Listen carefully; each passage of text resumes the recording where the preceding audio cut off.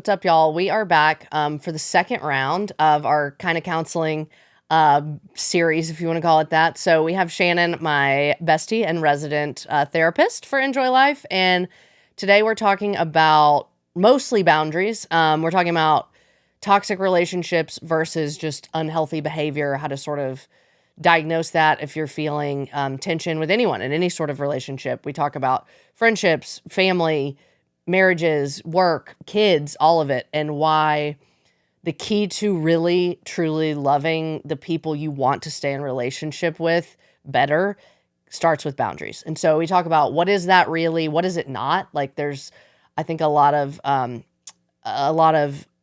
feelings of guilt when you feel you should set a boundary because it feels selfish or it feels like you're punishing someone for something. And that's not the goal. That is not the intention. It is truly to create space to fill yourself enough to be able to pour out to the people you love and to create space to actually preserve more love and avoid any sort of depletion or resentment in those relationships. So we talk about all sorts of things, the whole spectrum of like silly wet towels on the ground to really traumatic issues that need to be dealt with. And so I feel like this is something that affects every single person. If it's not language you've used or something you've thought about before, I feel like this is a really good introduction to what are boundaries in relationships and why do they matter and how do they ultimately lead to a more flourishing relationship. So hope you guys enjoy this. And then we'll talk about it at the end. Be thinking on some new topics that we can do for our next episode. And we want to cover everything that y'all want to cover. So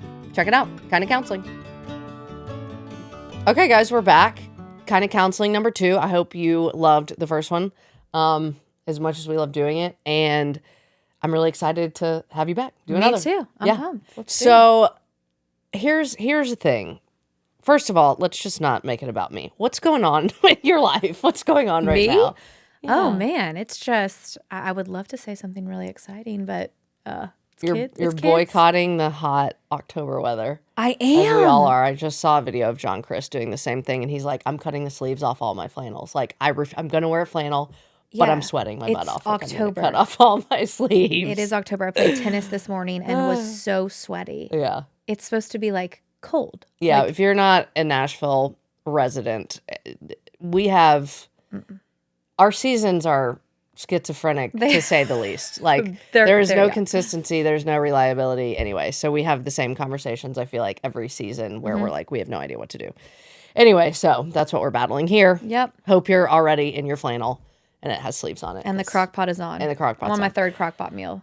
So I've been scrolling recently trying to find some topics. But then I keep coming back to this idea of how often I hear people just in life and I guess online, call other people toxic or like call their work culture toxic or like I had to get away from this toxic person. And so I'm like, just because you don't like someone or you have conflict doesn't mean they're toxic. Right. So can we just like camp out there for a minute? Do you hear, does this annoy you as much as it annoys me? Oh man. Or do you have more sympathy because of what you do? I think it's one of those things where in my job, I'm like, I know what you mean when you say toxic relationship. Yes. It's actually not the correct terminology 90% of the time. Yeah. Unhealthy relationship maybe. Yeah. When we think about toxic, like if you think of the word, it's pretty it's pretty morbid. Severe. Yeah. Like Diet Coke technically is probably not toxic. Like it probably is. I love it, so I won't hate on it. Good for you. I'm definitely Coke Zero person, but it's not going to, like, it's not toxic like whatever you clean poison. Your car with is toxic. Yes, it's not poison. People will debate this is the worst metaphor I've ever, we need to just forget that happened. But as somebody who knows what it really means, like, how should we use that word? Like, what is actual toxic behavior? It's such a buzzword at this point. I'm like, people are just going to use it. Yeah. We're not going to be able to change terminology. If we really want to look at it this way, a toxic relationship is a relationship that is so wildly unhealthy. Essentially, you don't need to be in it. Yeah. Right? Like, it's like the way that I would describe it is some sort of abuse, neglect, major manipulation, like just everyone is unhealthy in the situation. Right. And there are people out there that are in those situations. So, it's a real thing. Yeah. Where it kind of gets dicey is I'm mad at someone, or they're not doing what I want, or, Yeah. I don't like the way they handled this. This is toxic. Yeah. Right. And that's where we Draw can the dive line. in and figure out what we're talking about. So, but I think for the purpose of today, people are going to use toxic relationships. Yeah. That phrase is going to come up all the time. So we might as well say, hey, we're talking about super unhealthy relationships. Yes. Right? Yes. Yeah. So, as another aside, with a term that I think is grossly over and misused, and we're not going to camp out here, I feel like the term narcissist falls in this camp. Like, obviously, if I hear one more person be like, oh, they're just such a narcissist, I'm like, okay, they're selfish and they hurt your feelings. Like, those are not the same thing. So, what is the actual definition for everyone who thinks that they have diagnosed their spouse or friend or sibling as a narcissist? Let me tell you that this is how I would look at it. I feel like that is a hard word to define. I don't think I'm going to attempt to define it because there's so much criteria in it. If you are actually concerned about someone in your vicinity, in your, relationship world, a narcissist, I would go, and I don't usually tell people to Google things, but since you probably don't have a DSM at home to figure out the diagnostics, I would look at, hey, go Google, what is the phrase that I'm looking for?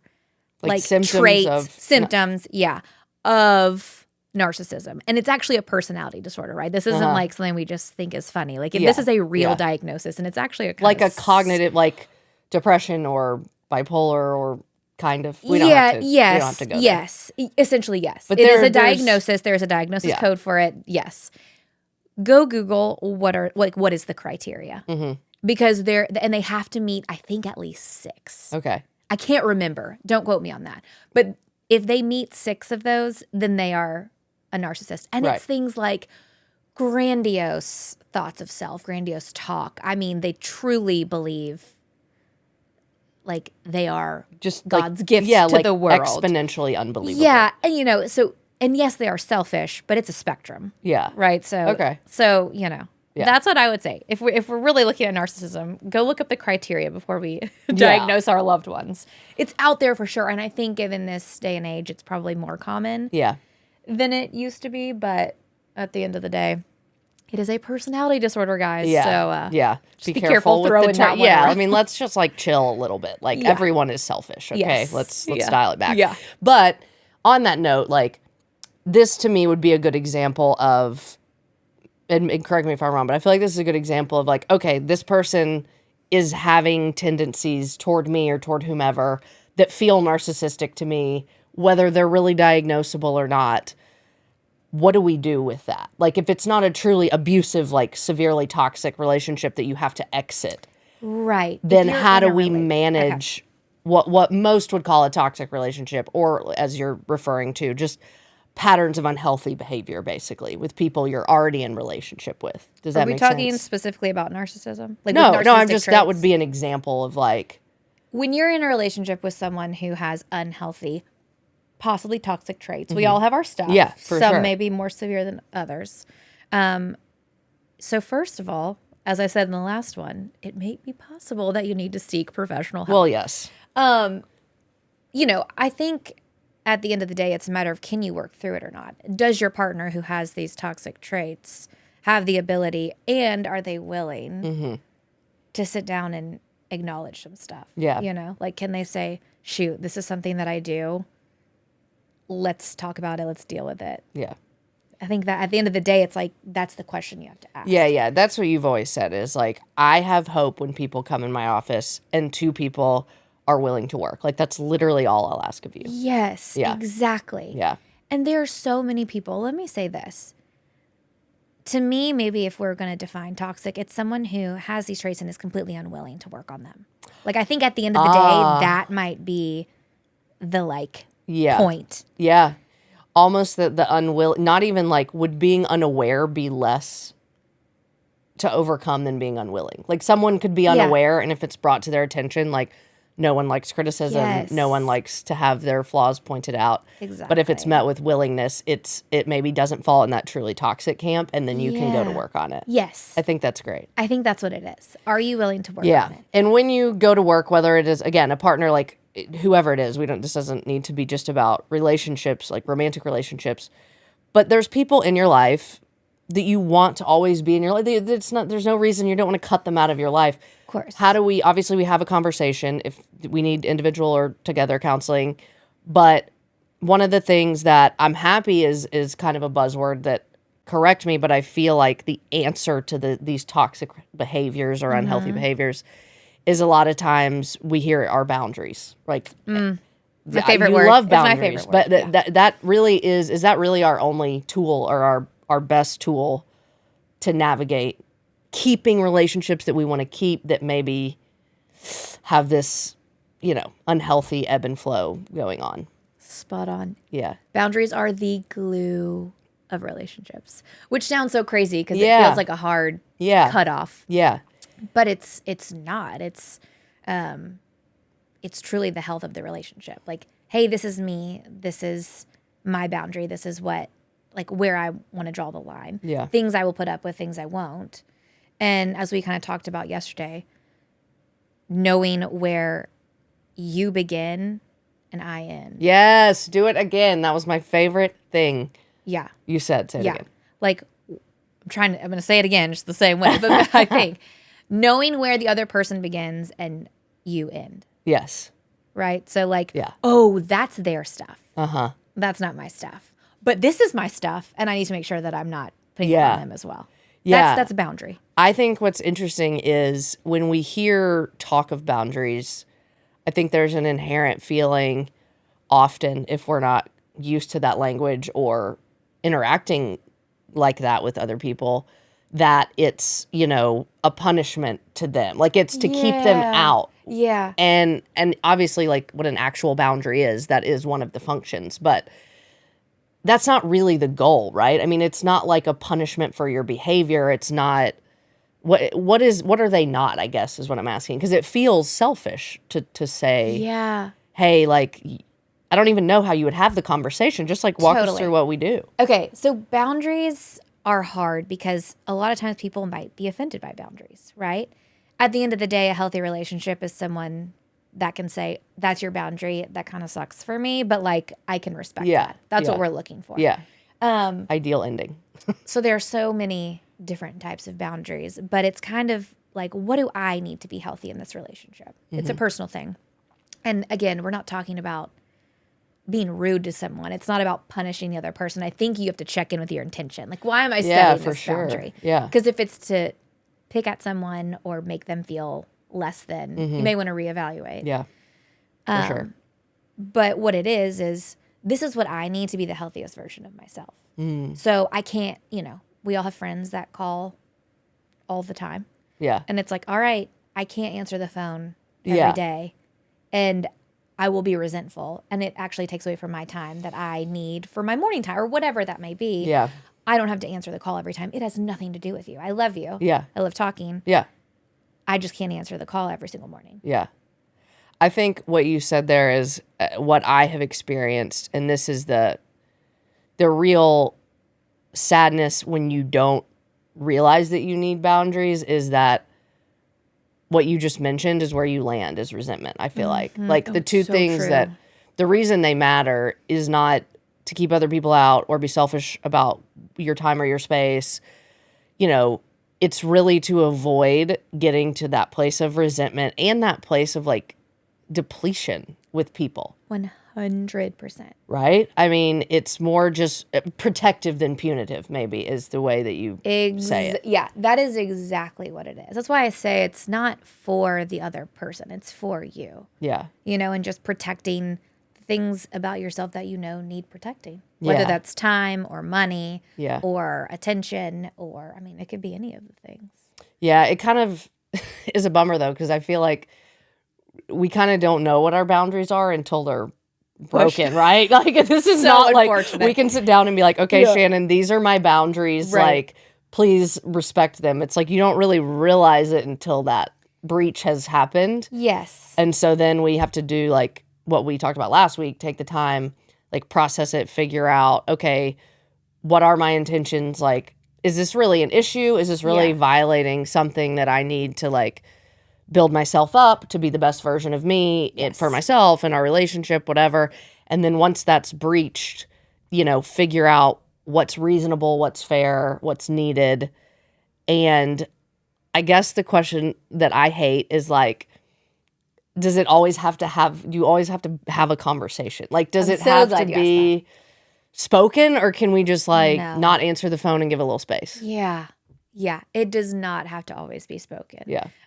Honestly, I think if we like overdo it with talking about it, it would cause friction. So just not answering the phone. Yeah. Right. Maybe it's a conversation later on if someone's like, why do you not answer every single day? And it's like, hey, I love you. I just feel like I can't answer the phone every day. Yeah.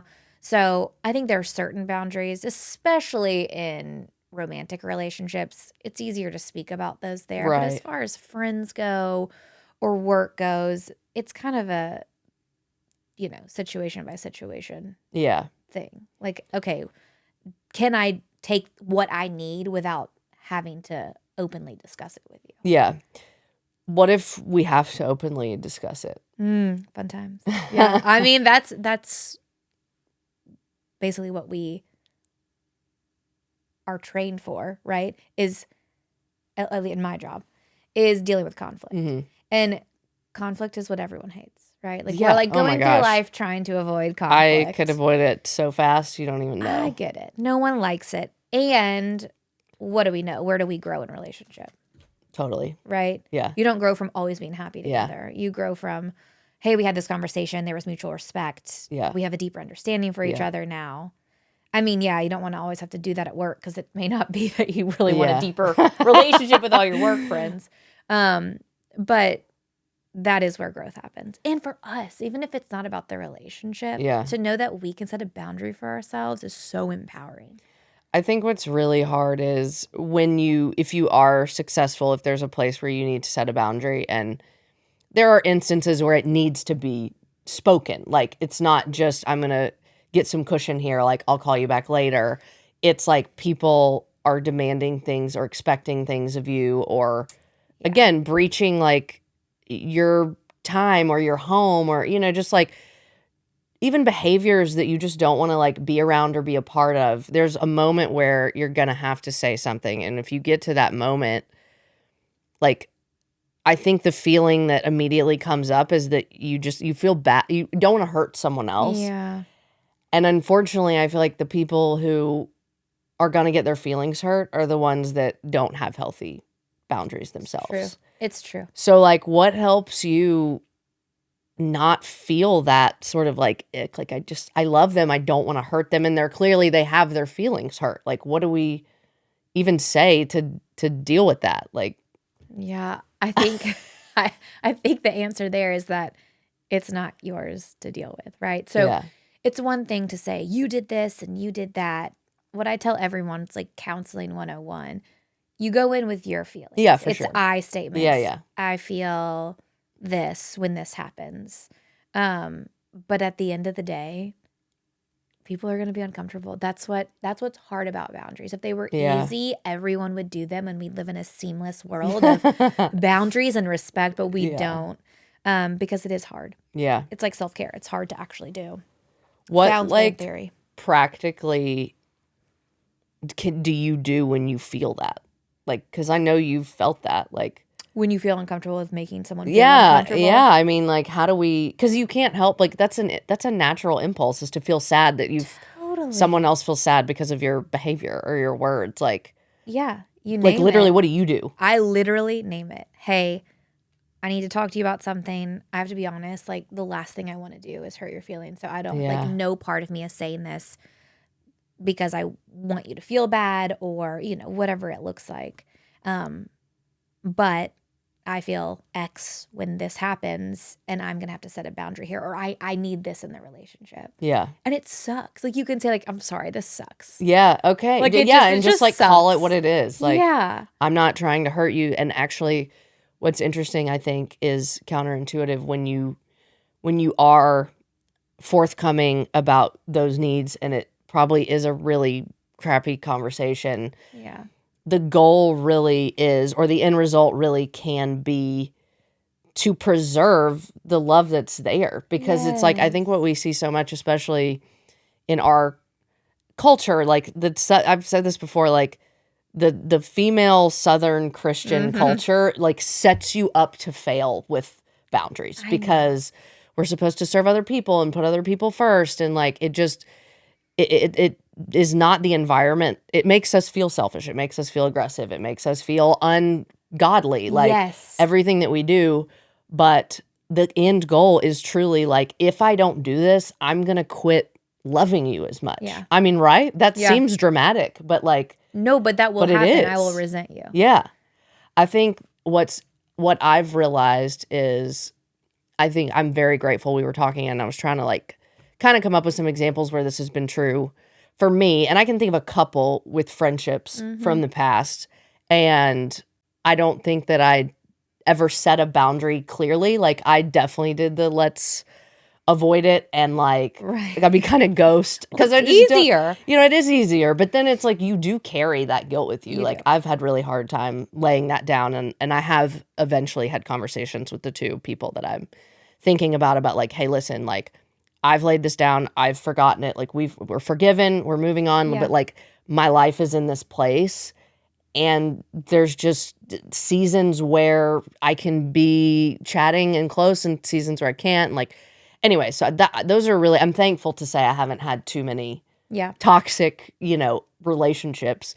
But what I was thinking about is, I think what I've learned as I've grown up, being just, I don't know, the way God made me, and then the triangle of Christian Southern woman, and the oldest child, and just all the things that go into like wanting to take care of people, is that like my now unspoken boundary that has been really hard that I have to learn is not to fix people. Like, that I don't have to tell you, I'm telling all of y'all, you're probably not shocked, but like, the people I love the most, like, I have, until I went through everything I went through, I couldn't. It was like an addictive impulse. Like, I just want to be like, okay, you should do this, or I can do this, or let me do it for you. And at the end of the day, like, that is, I never had conscious thoughts of like, why don't they do that for me? But I think there was that underlying like, dude, come on, like, this is a one-way street, like, what's going on here? And so I think my boundary in the closest relationships has become, especially if someone is in need, like, can I sit here with them and just be empathetic and let them cry or help with their kids so they can, like, can I just be with them and not fix it unless they specifically ask me for help? And that's freaking hard too. It is, because you love your people so much. I know. And we want to fix things for people that we love, and we can't. At the end, that's the crazy thing too. It's like, you can suggest things, but at the end of the day, you can't fix other people's problems. Maybe that's the truth that you have to speak back. Like you said, when you name what it is, it's like, okay, this person is really struggling, and I could take this load off of them today, and then maybe I'll take it off of them tomorrow, and then maybe they'll ask me to keep doing. And it's like, am I really helping them at all? Like, I'm prolonging whatever they need to independently address and fix or on their own. Exactly. So that's just a way that I feel like, if anyone, that seems more the norm, I think, of what I've dealt with, versus like people that I need to create space from their like harmful behaviors. That hasn't been a thing that I'm super used to. But I'll ask you, I mean, if this feels okay. What is that like for you, having felt like, I've had to take care over and over and over again? And then at what's the point at which you're like, I'm done? Like, what happens for you that you're like, I was caretaking. It's not working. I keep doing it because I want to help. But then what? Like, what happens? When I do set the boundary. I have hives like I'm getting right now. You're like, hold on, I asked the questions here. No, I think it really is the matter of, I have to speak what is true to myself. Like, and I have the feelings, and then I have to say, literally, there is nothing that I can do to change this situation for this person. And so, like, I'm such a result person. It's like, I can't give them the result they want. Right. And so I have to, like, speak that to myself and say, okay, I love them. I can hurt with them. But while they're working toward the result that they need, like, how can I just pour in? Like, how can I support them? How can I be gas in their tank and not try to drive the car?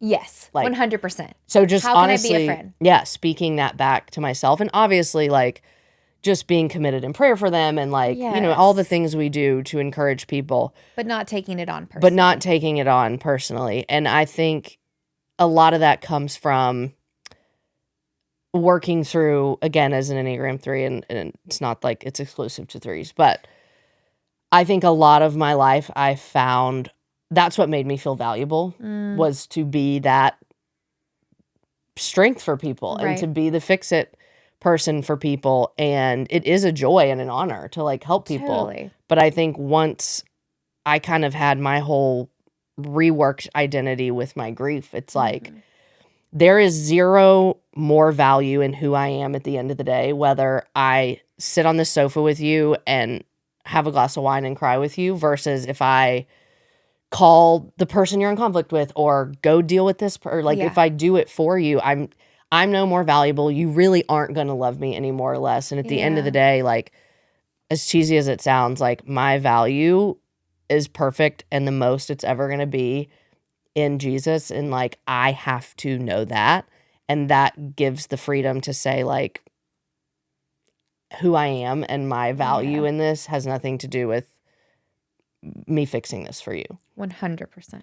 And I don't think I realized that until I went through grief, because y'all couldn't fix it. And I didn't want you to try to fix it. I just wanted you to be with me. And so I think experiencing it on the other end and having such an extreme need for presence made me realize that, like, that's probably a greater gift that I can give this person anyway. I had never really thought about it like that, like how we could never fix that for you, and none of us could even try because that you cannot fix that situation. And so the only choice that we had as your friends was to just be there with you. Like, that must have been really cool for you to see. Oh, this is what it looks like. This is so valuable to me. It was extremely eye-opening. Yeah, cool. Yeah, I hadn't thought about it like that, actually. Yeah, I remember the point, literally saying those words, like, this is unfixable. So what happens now? Yeah. And I think, thankfully, a lot of things in life are fixable or restorable. Totally. You know, but that was where the shift happened for me. And so I feel like that's probably a common feeling, especially for women, because we're so nurturing and we're really great at fixing things. We are so good at fixing things. And we carry the weight of the world. Like, we can't carry everyone else's weight too. You know, like, as wife and friend and daughter and mother, it's like, if we tried to carry it all, we would collapse. Yeah. And we just can't. And we do sometimes. Sometimes we do collapse. But yes, I think realizing at the end, like, for you, that's why I asked that question, for you to realize, here's what I get to. Like, here's the uncomfortable feeling I feel when I don't set a boundary. And then coming up with, so then how do I set that? What do I say to myself? Yeah. And that's a good example, I think, of, like, I don't need to tell other people that. Like, I'm not going to blaze in your issue and be like, not going to fix it for you. Good luck. Like, pat on the back. No. But it is very important to me to I think, maintain my energy to love them well and, like, and not have that underlying, I don't even want to call it resentment, but sort of angst, you know? Like, you don't want that. Yeah, 100%.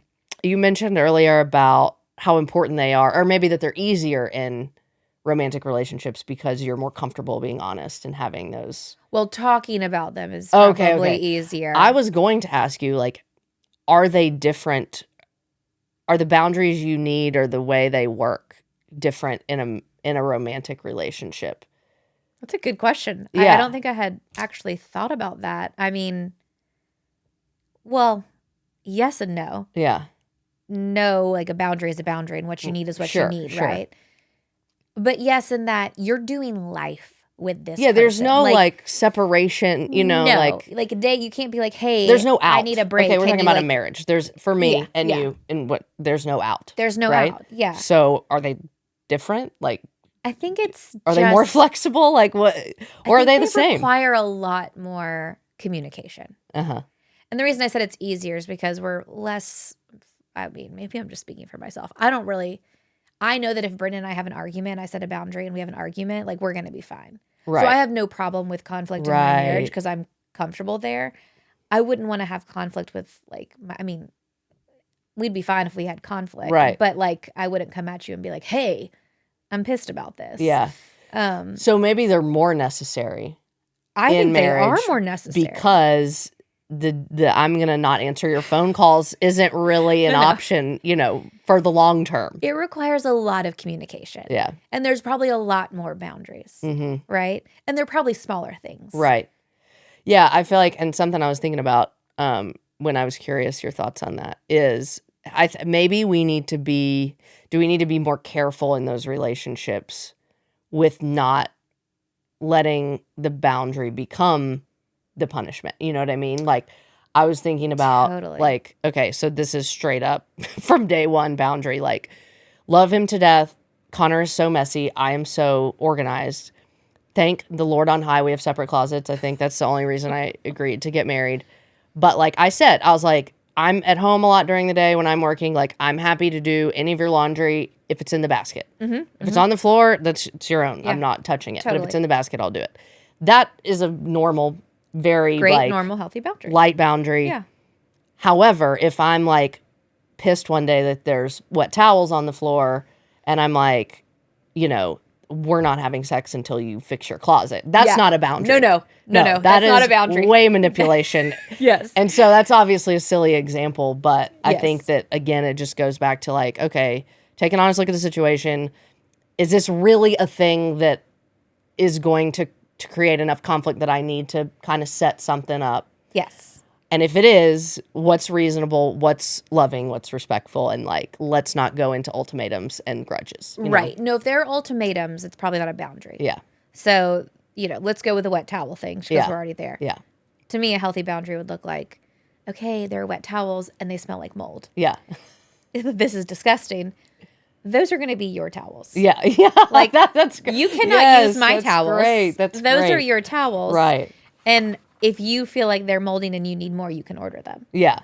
I think that's what I heard someone else kind of speaking on the topic of like in-laws coming over, and setting the boundary of, I'm not trying to keep you out of our home and I'm not trying to keep you out of our kids' lives. Yeah. I'm just asking for you to call an hour in advance, I think was the example they were giving.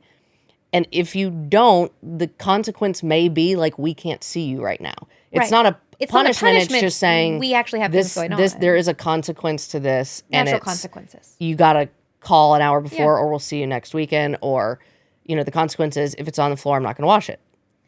Yeah. But that's not a punishment. No, I think the idea of a boundary is that there would kind of be a natural consequence. Yeah. Right? Like, hey, I'm not going to do this for you. Mm-hmm.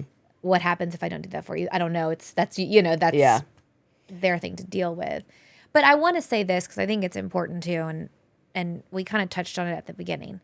We're talking about kind of silly boundaries here and there.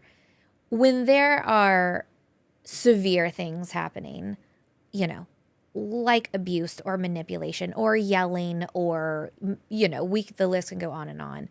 That's a whole other realm. And I just felt the need to say this because we're talking about marriages right now. Yeah. If you have a partner who is lashing out or, something that feels really unhealthy or toxic, but we can use the word harmful, this isn't a natural consequence thing. Like that's an appropriate time to seek help. Yeah. Whether it be as a couple or individually, I felt the need to throw that out there because we're talking about towels. Yeah. No. I'm glad you said that. And,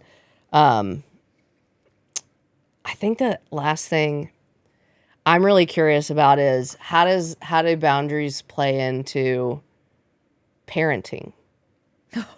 I mean, obviously that's easier with older kids, but like your boys are 3 and 5. Mm-hmm. And I feel like kids are literally wired, especially at those ages, to push boundaries. Like that's their natural instinct. They love it. Want autonomy. They want to do what you tell them not to do. I mean, we all do that, but is that a thing that like, when do parents do that? Like, how does that work? Like, what is the actual language like? I mean, can you just... We need like 4 hours on this. Yeah, yeah. All right, boundaries with kids. I feel like Sissy was here. How long ago? We need Sissy to Actually, answer this Sissy's one. going to be on next week, so Okay. y'all will...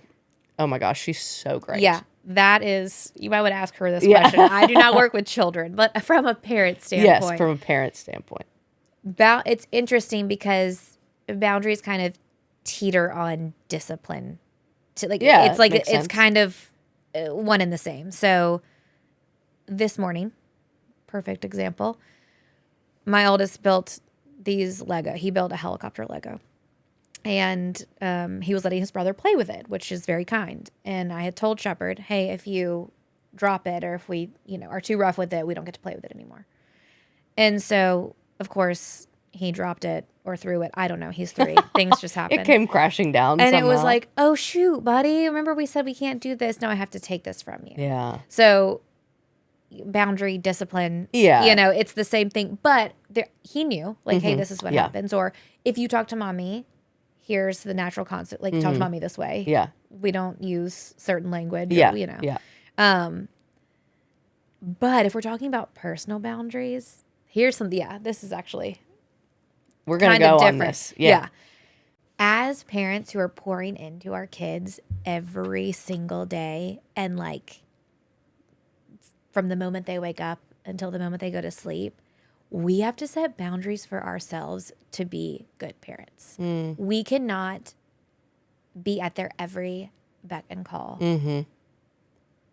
We have got to say, all right, I am here for you. I am here for the things that you need. I am meeting your basic needs and your emotional needs and your mental needs. And I cannot be everything to you. Yeah. I know when they're infants, obviously. Right. But like even then, you got to get out of the house. Yeah. And so I think boundaries in parenting, if we're going to talk about it from kind of my expertise, not as much how to discipline kids, because I probably need help with that, is boundaries for yourself so that you are able to take a breath. Yeah. And not feel like you need to do everything all the time. Yeah. Does that feel fair? Yeah, I think so. I think it kind of comes back to the top where I'm thinking about, okay, what is the goal? Like, why do we need them? What is the goal of a boundary if there is not a toxic behavior issue? If it's like a normal everyday towel or mom needs a break issue. And I feel like at the end of the day, they're really just, like I said, to maintain the best environment to love well and That's exactly what it is. To create the margin for you to be full enough to do that. 100%. That's the thing that I've experienced. I feel like if that's ringing true to anybody, we don't have any margin in our life.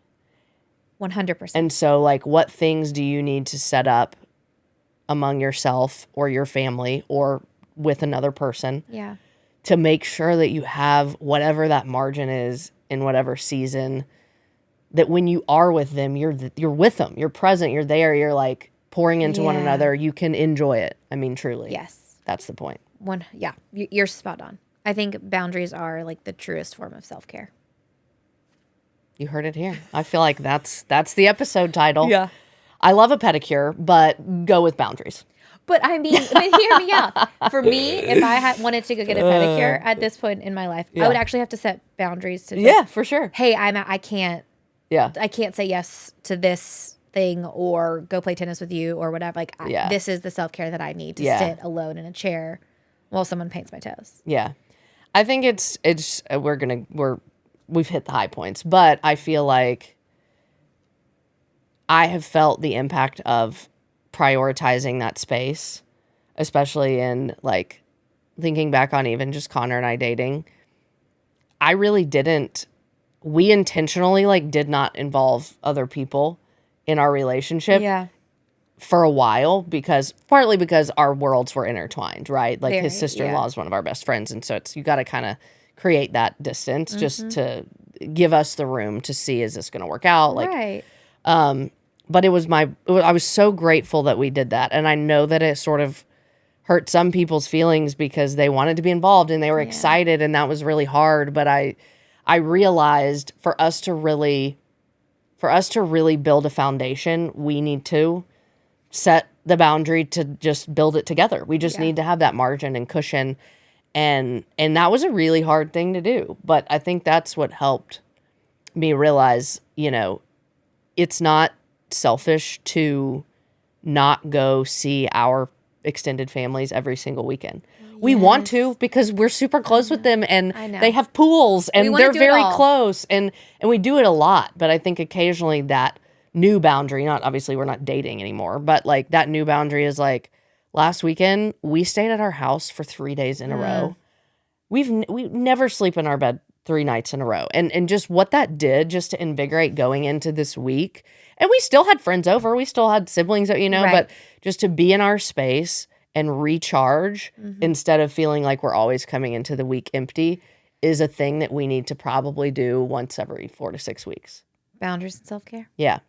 I know. I'm telling you. We did the same thing. And it was wild how much better the start to our week was. Yeah. Because we needed time, just our family. Do you, if people are interested in this and they're like, I need more information, can you think of any books or like places to go to like really learn more that they might get some really practical, you know, language around how to have these conversations? Totally. Okay. So I can think it depends. Let me just say this. There are like a series of books called Boundaries. I feel like you've probably seen them. There's like a pencil with a line going down. I don't know. Anyways, there's boundaries with kids. There's like other boundaries maybe in marriage. I can't remember. Yeah. But that is an excellent book. I feel like it's been around for a long time. Yeah. Boundaries book. Yeah. I just watched a podcast with the founder. I don't remember her name, but she was on Dr. Caroline Leaf's podcast, and she's the co-founder of like Whole30. Oh, okay. And it was really, she had a book come out. I'm sorry, this is like, I don't know much of the information, but if you look up Dr. Caroline Leaf's podcast on boundaries, it'll come up. And she's the co-founder of Whole30, and she had a book specifically on boundaries, and they were reading some of it that had like almost every chapter, like what you just said, like with in-laws, with partners, with work, with, you know, whatever. And I think she gives very practical language. And it was like, even broke it down, like if this is the scenario, that's where I heard the in-law like story. And there's green light, yellow light, red light. So like here's the really nice kind way to say like we need to, and then if it keeps being breached, and then if it's like actually a thing that needs to so you may need I'll to link find it. that and put, We'll find it and link it in the show notes for anyone who is wanting more resources on boundaries. We can link because Boundaries, the book too. The we'll do both. So I hope that encourages people. I feel like it's, man, it is a freedom. Like it's hard, but it gives you freedom to love better, honestly, is the goal. Right. Exactly. Yeah. That's the goal of it. It's not to be selfish. It is truly to be the best version of ourselves. Yeah. So that we can like pour that out into the world too. Yeah. And that applies to moms too, even above and beyond probably most. I feel like I need to reiterate. reiterate. A lot of boundaries as moms. You need boundaries because you really need the most energy. You need the most steam, and you have so much love to give, and you don't want to come from a depleted place. So I hope that's permission to go set a boundary, go get a pedicure. I think we're going to lunch after this. We're going to lunch. But anyway, this has been a great one. Kind of counseling. And also we're going to put online, I think, for the next one, which will come out toward the end of the season, if there's topics y'all want to hear about. These were just things that kind of come on our path on a regular basis, but we'll do a little poll and y'all can think on some things that we want to talk through. So I would love to know what people want to hear about. Me too. I feel like people live much more interesting lives than mine. So like y'all may have some good stuff that we're not equipped to unpack, but we're ready to do it. We could do like a Q&A even. Yeah, let's go. All right, guys. All right. Thanks, Shan. Love you.